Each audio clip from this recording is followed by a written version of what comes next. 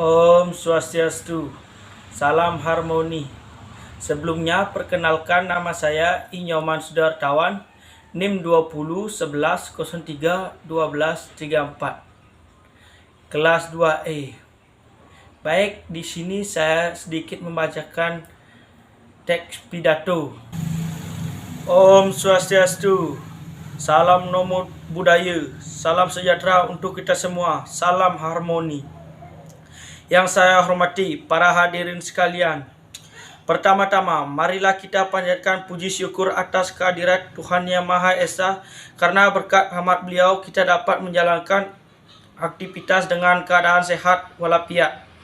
Pada kesempatan kali ini, izinkan saya membawakan sebuah pidato dengan judul Drama Korupsi.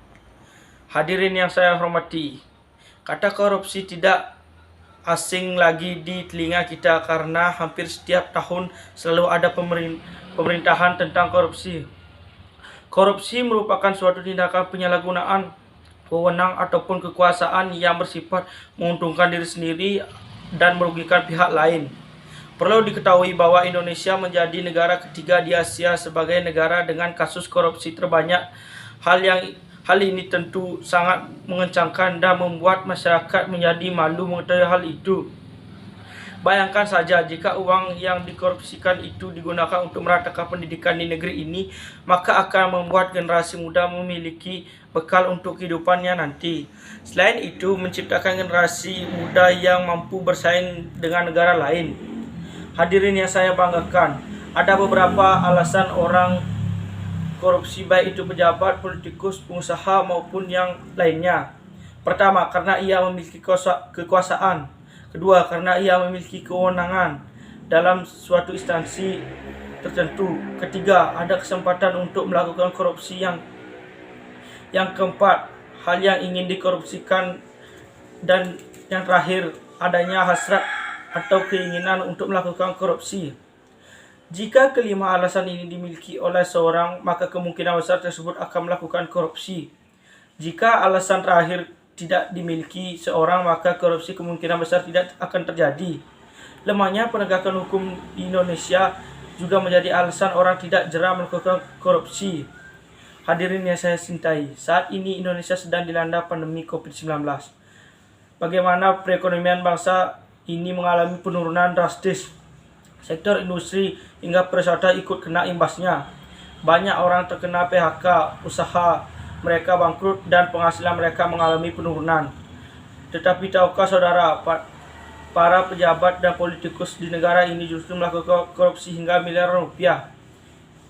Ironis bukan, di saat kita berusaha untuk bertahan hidup di tengah pandemi ini, berusaha untuk memenuhi kebutuhan pokok agar menyambung hidup, para pejabat dan politikus malah seenaknya menggunakan anggaran yang seharusnya digunakan untuk membantu rakyat kecil di tengah pandemi saat ini untuk kepentingan mereka sendiri, seperti membeli barang mewah dan lainnya.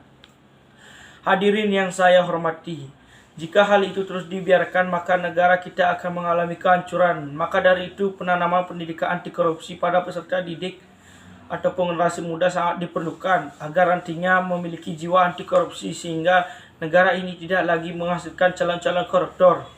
Hadirin yang saya banggakan, oleh karena itu marilah kita generasi muda berjuang untuk memberantas korupsi. Kita sebagai generasi muda harus bisa memiliki sikap anti korupsi. Memang tidak mudah melakukan hal tersebut, tetapi jika kita berpegang teguh pada komitmen ataupun prinsip yang kuat, hal tersebut akan terasa mudah dilakukan. Mulailah dari diri sendiri, dan mulailah dari hal-hal kecil seperti tidak menyontek saat ujian dan menaati peraturan dan lain sebagainya. Hadirin yang saya berbahagia, demikian pidato yang dapat saya sampaikan. Semoga pidato ini bisa memberi manfaat ataupun inspirasi bagi kita semua.